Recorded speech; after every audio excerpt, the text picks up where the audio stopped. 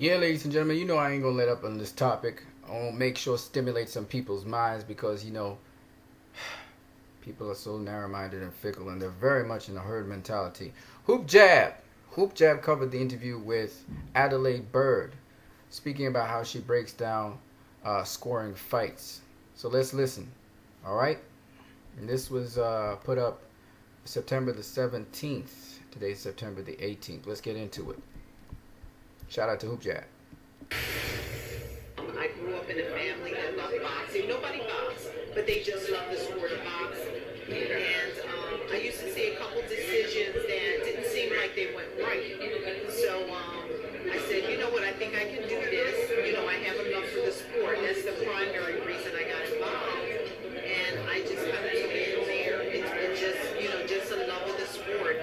In your opinion, how do you judge a fighter when he wins a round? What does he have to do for you to win one Well, round? for a fighter to win a round, he doesn't always have to be the aggressor. Because a lot of times, if you're being the aggressor but you're ineffective, then you're not winning the fight. You're not really doing anything. You're just pressing the action. But Let's hear that again. I just wanted to say it one more time. Go ahead, Mrs. Adelaide Bird. Say it again. doing anything. You're just pressing the action. But, Let's hear that again. But you're ineffective, then you don't always have to be the aggressor. Because a lot of times, if you're being the aggressor but you're ineffective, then you're not winning the fight. You're not really doing anything. You're just pressing the action.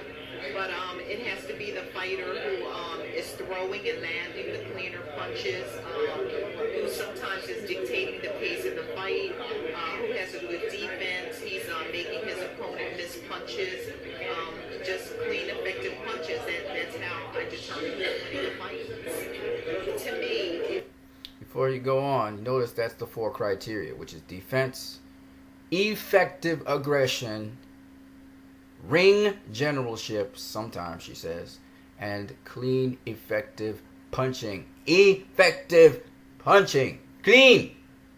Okay, let's keep it moving. it says that whether I'm on the short end or whether I have the fighter that won the fight won. It says to me that sometimes the judges are looking at different things. They're just maybe giving credit to things that they shouldn't be giving credit to, or they're giving a little more credit to maybe a boxer as opposed to a puncher. And it's kind of hard to say, but it's probably because the judges are just giving credit to different things. They're giving more weight to one type of fighter than the other. All right. That is Mrs. Adelaide Bird, wife of Robert Bird, the referee. All right. Now, everybody got hate for her. I'm going to just give you some comments on this comment section below. They put this out. But by the way, this interview happened way before this time. Okay. She's not talking in response. This is something before any of these fights happened. She was giving criteria to another boxing channel. Hoop Jab just added that to their list. All right, let's start off with the comments. Don King, everything she said matched her score for Canelo versus GGG. Disgrace. I don't understand the disgrace at the end of it, but at least she is explaining why she scored the fight for Canelo. We got a lot of curse words here. Most prated person in boxing world today. Corruption. Women judges should be banned. Get this stupid. I just used to see a couple of decisions they didn't see. Okay. Women are only good for their bodies. Oh my God. Time to retire, Miss Bird. The card was horrendous. If you love something, sometimes you have to let it go. She actually scored the fight right. I had Canelo winning. Calm down, Little G fanboys. Little G only landed on air. Little G KO'd the air. Lol. She said it right. GGG got exposed and outclassed. Bottom line. What can I say? Canelo made GGG miss a lot of punches. By my scorecard, GGG 115, 113 because the challenger must show complete domination and knock the champion out.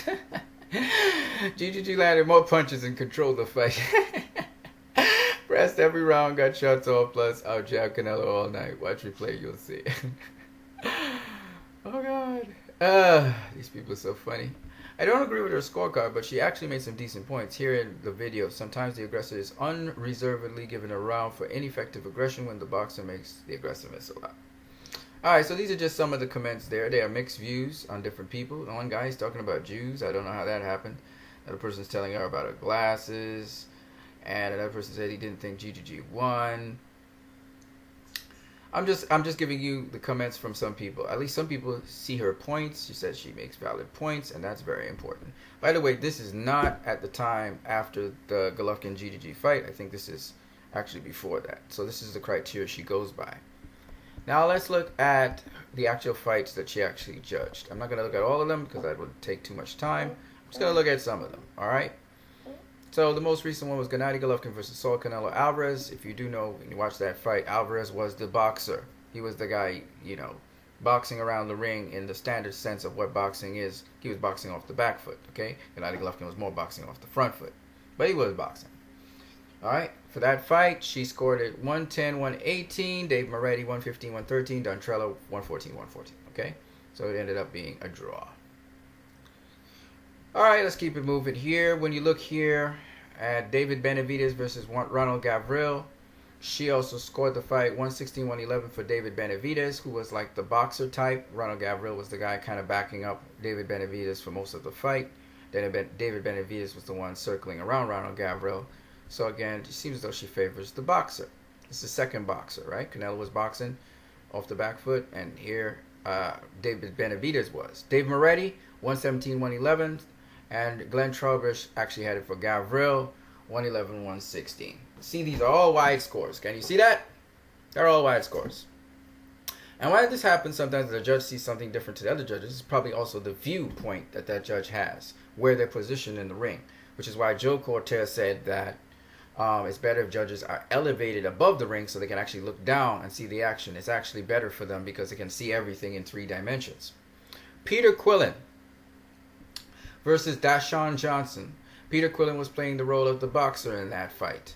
And Richard Ocasio, it was an 8-rounder, had it 78-74, Adelaide Byrd 79-72, and Dave Moretti 79-73. Again, she has wide scores generally speaking. When she's having fights, she's probably the one with the widest score. So that's another thing. Again, she favors the boxer here. Peter Quillen was the boxer. Let's see what else we have here for scores. Juan Carlos Payano versus Alexis Santiago. Santiago is the come-forward fighter.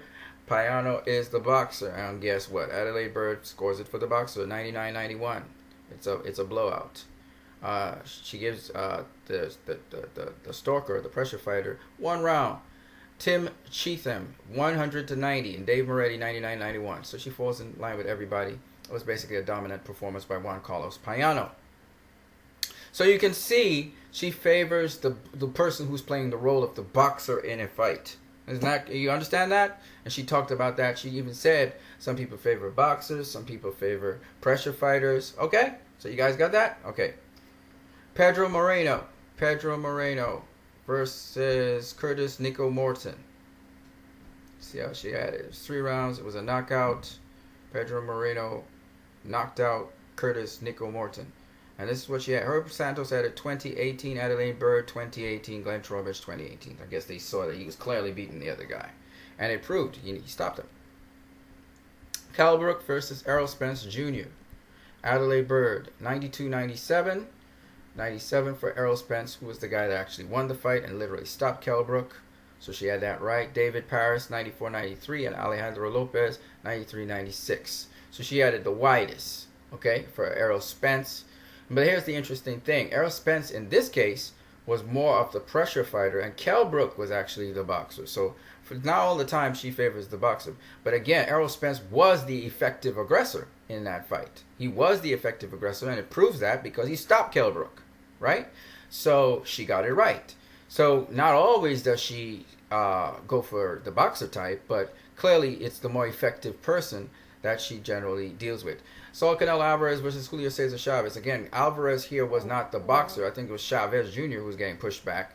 But again, Adelaide Bird scores it for Alvarez, 120-108. David Moretti, 120-108. Glenn Fielmo, 120-108. Basically a shutout. All 12 rounds went to Saul Canelo Alvarez, basically. So you can see that she looks at the effective person. All right? She's a fair judge. She looks at effective people. Let's just go and just do a couple more prominent ones. Mikey Garcia Dejan Zlatikanin.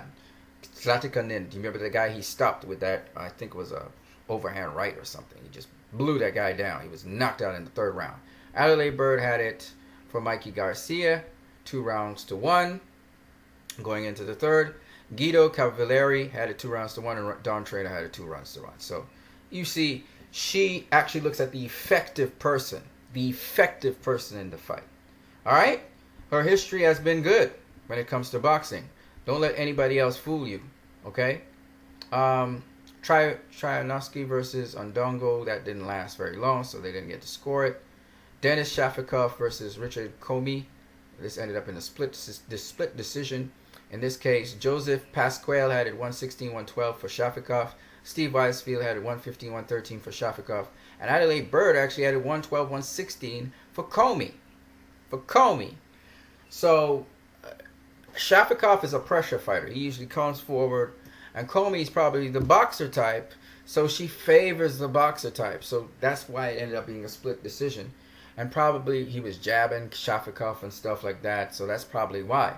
However, notice that Vasily Lomachenko and Nicholas Walters, remember Lomachenko made Nicholas Walters retire in the 7th. She had it, Glenn Trogish had it 69-64 for Lomachenko. Bert Clemens had it 70-63 for Lomachenko. And Adelaide Bird had 69-64 for Lomachenko. Not only did she get it right, but that was an easy fight to basically score, because she's basically saying almost every round Lomachenko won that. All right? So probably 6 out of 7 rounds he won. Again, it makes sense. Dalys Perez is a boxer. Maurice Hooker is a pressure fighter. Again, she favors Perez, who is also a world champion. Adelaide Bird 93-97 for Perez. Robert Hoyle 97-93. He has it the opposite way. He likes the pressure fighter, obviously. And Glenn Fieldman had it 95-95 for a split decision draw. All right? So you can see that different boxers have different perspectives. Jesse Magdaleno versus Nonito Donaire. Obviously, Magdaleno is an excellent boxer, southpaw. Nonito Donaire went up against him. He lost. How did these judges have it? Steve Weisfield had it 112-116 for Magdaleno. Bert A. Clemens had it 112-116 for Magdaleno. And Adelaide Bird had it the widest, 110-118. Basically saying that Nonito Donaire only won 2 rounds, whereas the other guy said he won 4. Okay? So you see, she usually scores wide. This is not something out of the ordinary. She's going according to her style, and she basically focuses on effective. Effective is the key word here. Cecilia Brackes versus Annie Sophie Mathis, right?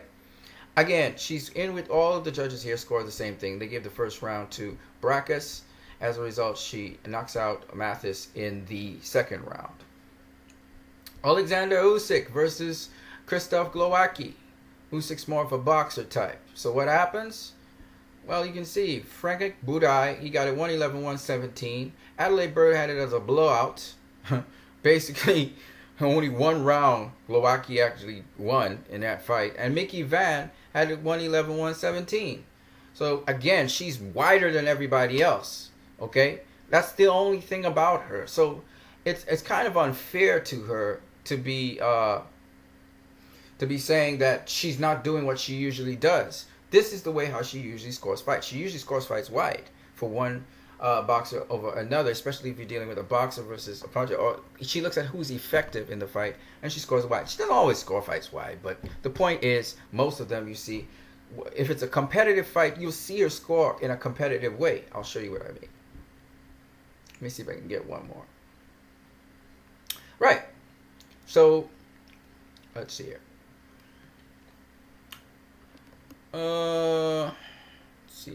Let's see here. Let's get a competitive fight. Arislandi Lara versus Vanes Martirosyan. Is this the second one or the first one? I think this is the second one. Oh yeah, this is the second one, 2016. All right, Arislandi Lara clearly beat Vanes Martirosyan in that second fight. The first one, I wish she had done the first one, but that's not the first one she has. So this wasn't as competitive. This was more 8-4 kind of fight. And basically, if you look at it, that's exactly what she scored it, 8-4. I believe a referee deducted a point from Martirosyan for a low blow. So that's why it's 116-111. Patricia Morse-Jarman had the same thing. And Steve Weisfield, he had a little closer.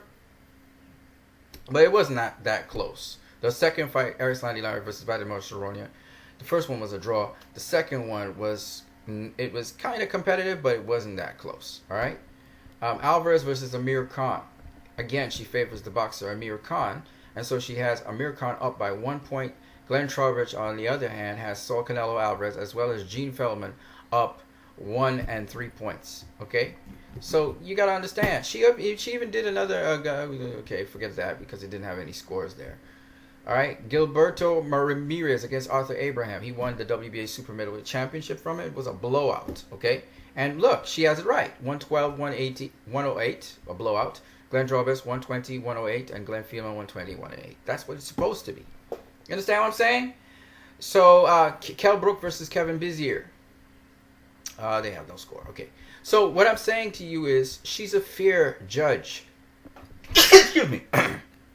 Her history and record shows this. And so, I think it's very unfair of people. One person even had a racist comment about you black monkey or some shit like that. Or you female monkey or whatever. The people who are trashing her, they're so hyped up on GGG. They're so hyped up on GGG, they can't even see this woman is consistent with how she scores fights. All right? And you cannot say she was bought because that's her history. All right? I'll keep on defending this lady because she's a class act. I know that. She's an excellent judge. She's been doing excellent judging. That's why she was recommended for this fight. CJ Ross had a history of sometimes having controversial fights. I will not say no. I don't understand how she had Canelo with a draw with Floyd Mayweather. That to me was a travesty of justice. And even Canelo was shaking his head saying, no, that's not possible. So, CJ Ross has had a couple bad calls. I thought, though, she was right on the money with Pacquiao versus Timothy Bradley. I still say to people, Timothy Bradley won that first fight against Manny Pacquiao. A lot of people disagree with me, but if you look at Pacquiao's punch stats, the way how he fought that fight, how confused he was against Timothy Bradley, I say Timothy Bradley won that fight. And he kept tenacity. And yes, it's mostly his activity that won the fight for him because he was going to the body, he was going to the head. Pacquiao was not as active. He would try and do flurries at the end, and he wasn't very accurate. See, the thing about it that a lot of you are arguing with me is Canelo wasn't active enough, as Gennady Golovkin was more active. That would work if Canelo wasn't the only guy landing hard, effective shots and eye-catching shots. If Gennady Golovkin was snapping Canelo's head back, hurting him on the ropes, he wasn't doing none of that stuff, right? Canelo was round after round the guy landing the effective punches. Timothy Bradley versus Manny Pacquiao wasn't landing that much effective punches, okay, throughout the entire fight, all right? Clean, effective punches, that is. All right, and that's why Timothy Bradley won the fight.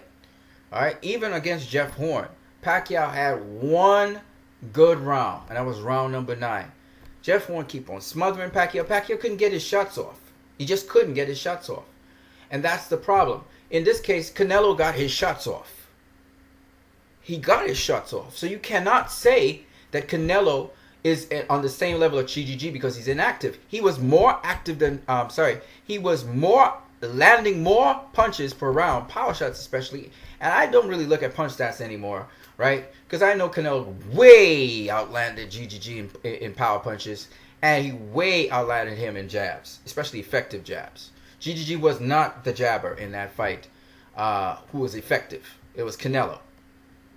Almost every time Canelo popped a jab, go watch it, GGG would respect his jab. Because Canelo would always come at an odd rhythm and an odd timing with the jab, or surprise him with the jab and snap his head back. And GGG would have to reset. Or he would disrupt him with a jab. Okay? I'm telling you, man, Canelo acted just like Floyd, man. And sometimes he would use the jab, sometimes he wouldn't use the jab. He'd put away the jab for a moment, then he'd take it back out. Man, he has such a bag of tricks. That's what we talk about, special effects. You know what I'm saying? Oh, he just outclassed GGG in my opinion. So I don't have a problem with Adelaide Bird's score and everything she says and everything she does and all of that, it falls in line. I think what happens is for the uninitiated, when they hear the other two judges' scorecards, they're saying, well, why is this judge scorecard so wide? Now, if you ask that question, you don't just put blame on people and talk about this is corruption and all that shit, okay? Then we could actually go somewhere with this.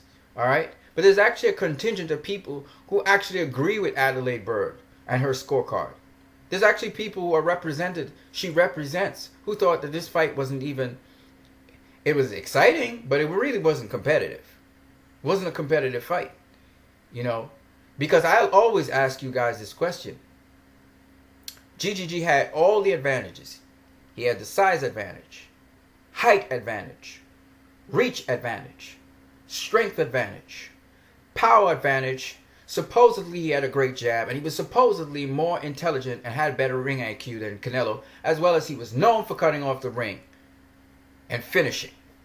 With all of those advantages, how the hell did Canelo land punches on him? And not only that, how the hell did Canelo make him miss all those shots and he never cut off the ring on Canelo? How come all of that happened? You have all the overwhelming advantages over this smaller, stumpier, shorter guy, and you still couldn't do nothing with him? I mean, he did nothing with Canelo. I mean, he did something with Danny Jacobs, at least. He dropped him. You know, you could say he got somewhere. Pacquiao did more than him with Floyd than he did with Canelo. And Manny Pacquiao said the same thing Gennady Golovkin said at the end of the fight. He said he was just running. He was just running.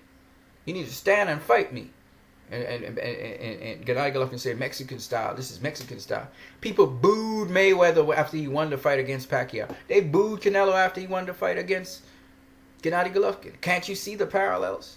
Can't you see that the kingship has been passed on to the heir to the throne? The one to take over? Can't you see that this is now the Canelo era? Do you understand? It was once the Mayweather era. It is now the Alvarez era. That's right. It's the Alvarez era. Canelo runs things now. Alright? I hope he gets strong enough to stop Triple G, because I think he can stop him. And I really predicted that Canelo would stop him. I wasn't even thinking of them going to the scorecard. So when I woke up and I didn't watch the fight live. When I woke up and I saw it was a draw, I was like, whoa, really? Alright, well, I gotta watch the fight and see. And I was just watching the fight with normal eyes. And I watched it again. And I watched it again. And I couldn't believe what I was seeing, so I watched it again. And I was like, this fight ain't no draw. And when I went on YouTube and I actually watched the reactions to it, I was puzzled. I was perplexed. How people could say that this fight, GGG won running away just because he was putting pressure on Canelo, supposed pressure, but he was really following Canelo around the ring. And when Canelo wanted to go to the center of the ring, he went to the center of the ring. He fought GGG off and he was right at the center of the ring. Okay? And the thing that set it all up was body shots. Body shots by Canelo. GGG never landed. You go watch the punch stats. At least that's it's honest about. The punch stats show GGG's going for Canelo's head. And all those head shots are jabs. They're not power shots. Telling you that GGG has difficulty putting his punches together on Canelo. And Canelo's putting all his punches together on GGG. That had to mean something to you. That's what the punch stats are saying. If you haven't realized it. So, yeah. Canelo basically outboxed Triple G this fight. So if Judge Adelaide Bird thinks so, I absolutely support her, because from the beginning I thought I was trying to give a round to Triple G. That's how I ended up. The first time I said, man, I'm gonna give him round 8 or round 9. I think it was. I thought he won round 11. So it's really 2 rounds I saw him winning, round 9 and round 11, right? But I said, you know what? Let's stick in round 10. Let's give it. It's a close enough round. I mean, 11 and 9, they're close too, because Canelo was doing things in that round. You know, landing some really eye-catching shots on Triple G. You know, I didn't really study the commentators. The commentators, man, I was only saying, what the F? What the F? What the F? I was just like, what the F? Because in the middle of Canelo throwing a combination and landing shots on this guy, they were talking about Triple G and how Canelo wasn't doing enough. And I was like, what? He just rocked him with a left uppercut. What are you talking about? You know what I mean? I was confused, man. I was like, is this the Twilight Zone? Because I watched the fight without commentary. So when I finally started watching the fight with commentary, I was just astonished. Like, Box Nation was saying some shit. Like, I didn't understand. Was it an agenda? Was it a political campaign? Is this the coup d'etat? I don't understand. People were just like looking at Triple G and waiting for Triple G to stop Canelo's.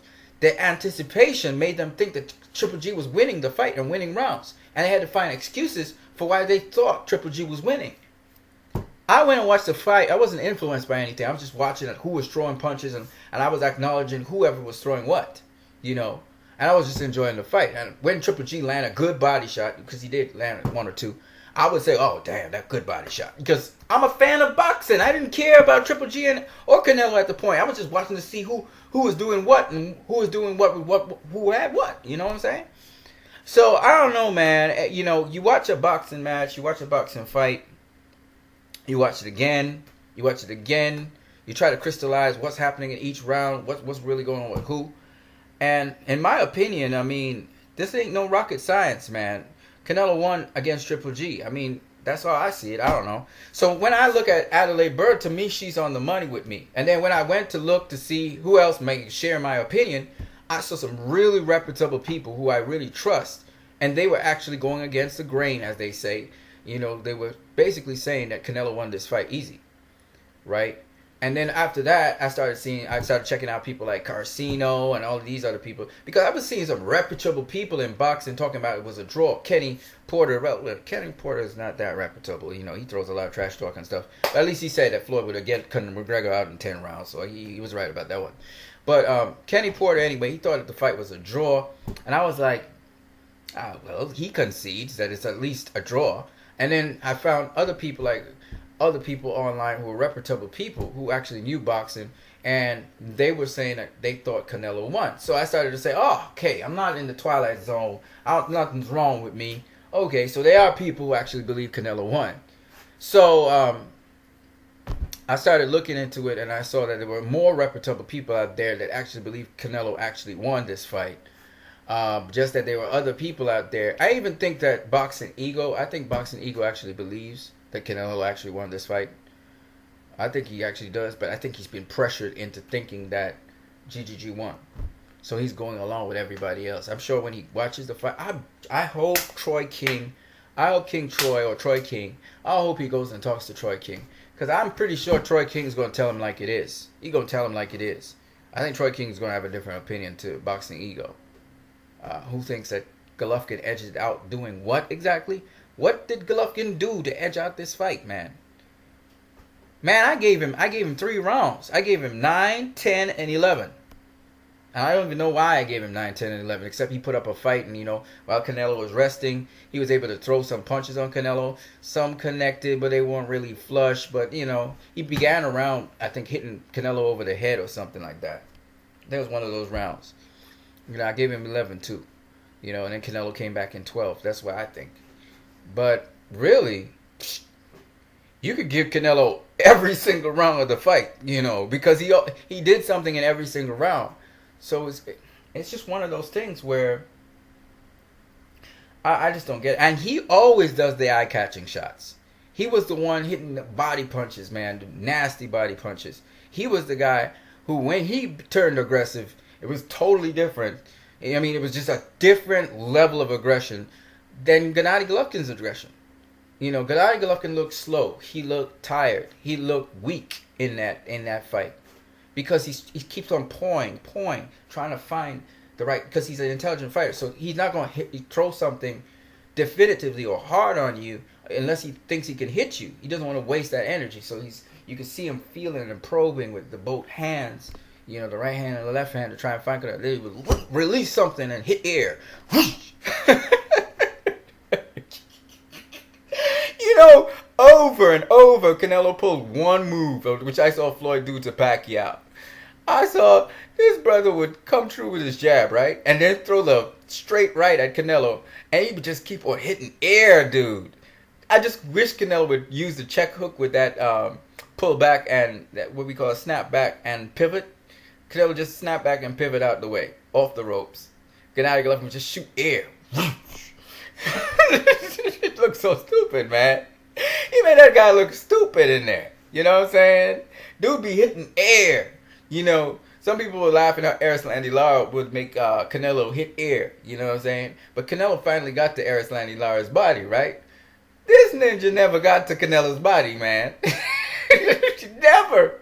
I mean, Canelo would be standing right in front of this ninja, man. And this ninja would just be hitting air.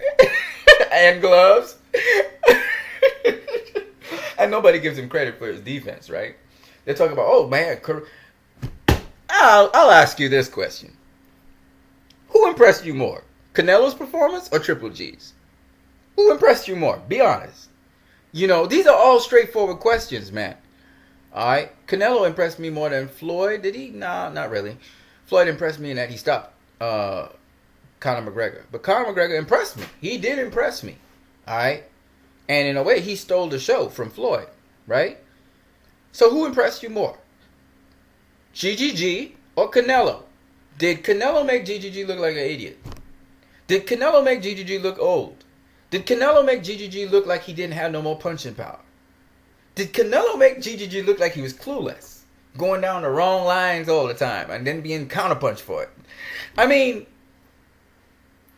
you gotta understand, man. If GGG had closed the show and stopped Canelo, he would have been like Floyd. Floyd, at least he stopped Conor McGregor. I mean, Floyd was an old dude, but nonetheless, no excuses. He was able to pull it out of the tank and stop Conor McGregor.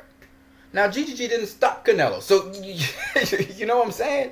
So that makes Canelo all that much more better. It's like, not only did Canelo do well, not only did Canelo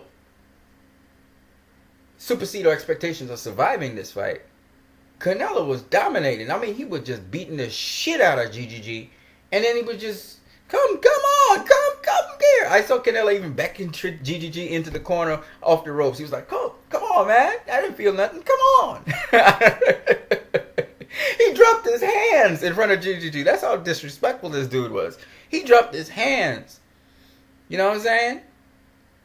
He dropped his hands. The boy could fight. Canelo can fight. I heard Floyd say, that ninja, fuck everything else. That ninja could fight. He said Canelo can fight. Because Floyd made Canelo look like a novice, but it was competitive. Well, not really. It wasn't competitive. But I mean, you know, Canelo was, you know, it was a battle of wits. You know what I'm saying? And I just believe that the same way how Floyd did Canelo, Canelo did GGG. It's just that you guys, you know, GGG couldn't really land anything of substance on. Canelo couldn't land anything of substance on Well, Canelo landed things of substance on GGG, but he didn't stop him. He hurt him. I saw Canelo hit him an uppercut, a left uppercut, man, a left hook to the body, solar plexus, lift GGG off the ground. GGG be stumbling, coming back down, and Canelo hit him a right cross across the chin. Across the chin, man. I slammed down him with a right, with a right cross across the chin.